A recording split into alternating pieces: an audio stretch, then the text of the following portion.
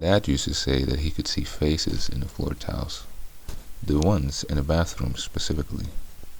I laughed and I told him that's a normal thing. It's called pareidolia, the tendency to see a pattern when there is none, like seeing a cloud and thinking it looks like a turtle.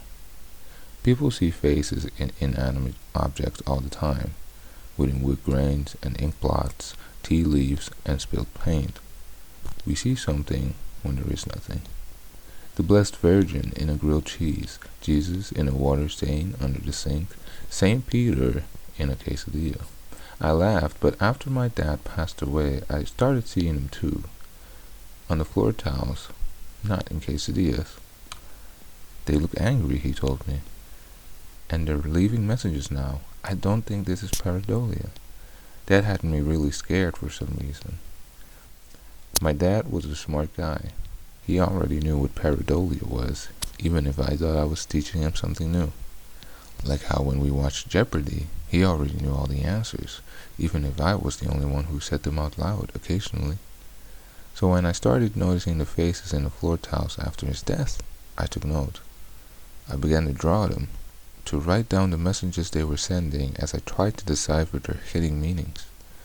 I tried not to become as obsessed with them as he had been before he died, before he drowned. The faces in the floor tiles didn't look angry to me. They looked happy, pleased with themselves. I thought it was fun at first, seeing the faces and reading the secret messages they left for me, deciphering them. Not just in the floor tiles, but increasingly in more and more places. The floor tiles told me, look out for the bike messenger. And on my walk into work, I saw him coming and stopped in my tracks. If I'd continued on, I would have been splashed a second later by the big puddle he veered into accidentally. I would have ended up covered in mud and my day would have been ruined. I grinned and walked into work, knowing I had a special line to some power that had a few tricks up its sleeve. This had clearly just been a way to prove its abilities, and I wondered what would be next. The messages came again soon after. Hidden in the patterns of the marble countertop in the kitchen at work, while stirring the cream into my coffee, I stared at it and tried to make it out. Just as I deciphered the message, someone said, "You right there, George?" It was my boss. He was staring at me while I mindlessly stirred my coffee, just as I had been doing for 5 minutes. I had also been speaking silently under my breath, as I tried to make out the words in the hidden message in the marble countertop. "Oh, sorry, yeah, just lost in thought. What's up?" He shook his head and went over to the fridge to get another energy drink. As he walked past me on his way to the office, he muttered under his breath, "You really know how to pick them, don't you, Greg?" I'm pretty sure he's gonna fire me soon. Anyway, that message told me what to do next. There were online forums, it said. Places where I could learn more.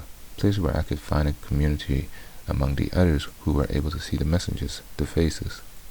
On the dark web, I found a hidden community and used the passwords given to me by the messengers in the marble slab.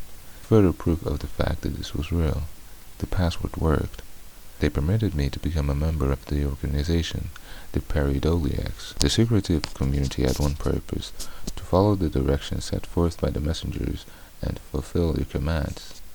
I became a valued member of the organization after I revealed that I had a talent for drawing the hidden faces and decoding their messages. Not everyone was capable of that. Most had to simply remember things the best they could, since the faces never showed up in the photographs. Soon I was spending all of my time with the other members of the group online decoding secret messages.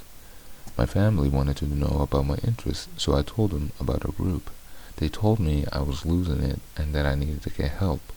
It didn't matter how much I tried to convince them, they told me it was nothing more than pareidolia, finding patterns when there were none. My mom booked me a session with a psychiatrist, just for a chat. She said I was taking my father's death too hard and that my obsession with faces was a delusion brought on by my PTSD, perhaps. Because of what I witnessed that day at the pier, I told her she was wrong. I knew for a fact that she was wrong. She said I sounded just like my father. The next time I saw the faces in the apparent ceiling of the subway car, I noticed that they looked angry. They told me to go to the pier, to the same dock where it had happened and where he died, and so I did. Looking down into the inky black water from the rickety wooden deck above, I watched as the light shimmered and reflected off the surface of the lake, making patterns where there were none, messages and faces, familiar faces sorely missed and gone too soon. Join him. My foot stepped over the edge. I was about to lean over and plunge myself into the cold, brackish waters below when I saw the face appear besides the words.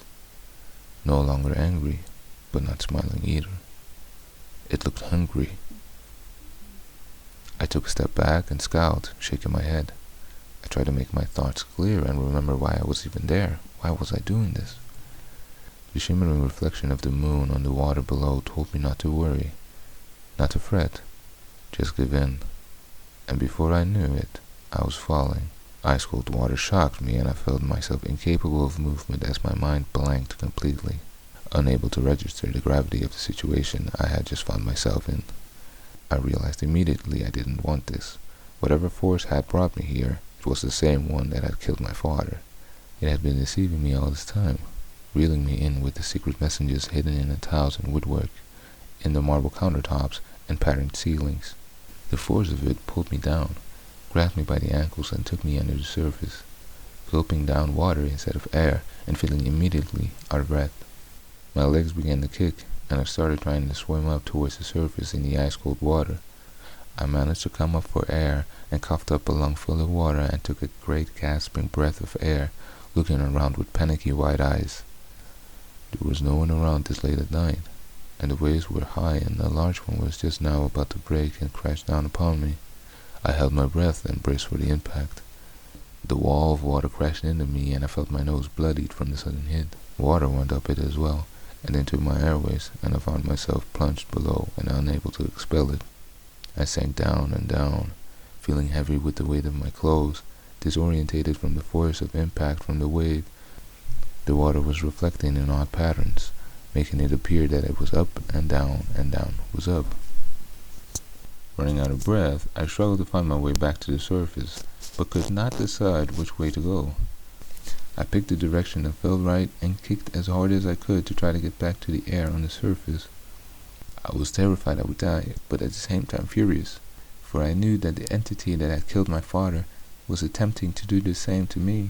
Only now that I was about to die in the same watery grave where his body had been lost and never found, did I realize how foolish I had been. I cursed myself for remembering how I sided with the people from the message boards instead of my own mother, and wished I had believed her when she said the Pareidoliacs were nothing but trouble. That was when I saw the rope ladder suddenly appear beside me. I looked up and saw my mother standing on the pier, a worried look on her face. She was screaming at me and pointing at the rope ladder as I thrashed and struggled in the icy water. Grabbing onto the first rung I could get my hands on, I began to climb. Once I got out of the water, she told me she had been worried that I was starting to follow in my father's footsteps, that maybe the secret messages and hidden codes had brought me to the very place that had taken his life. She had brought the rope ladder from my childhood treehouse, thinking she might need it for some reason. A little voice inside her head had said to bring it along, and she listened.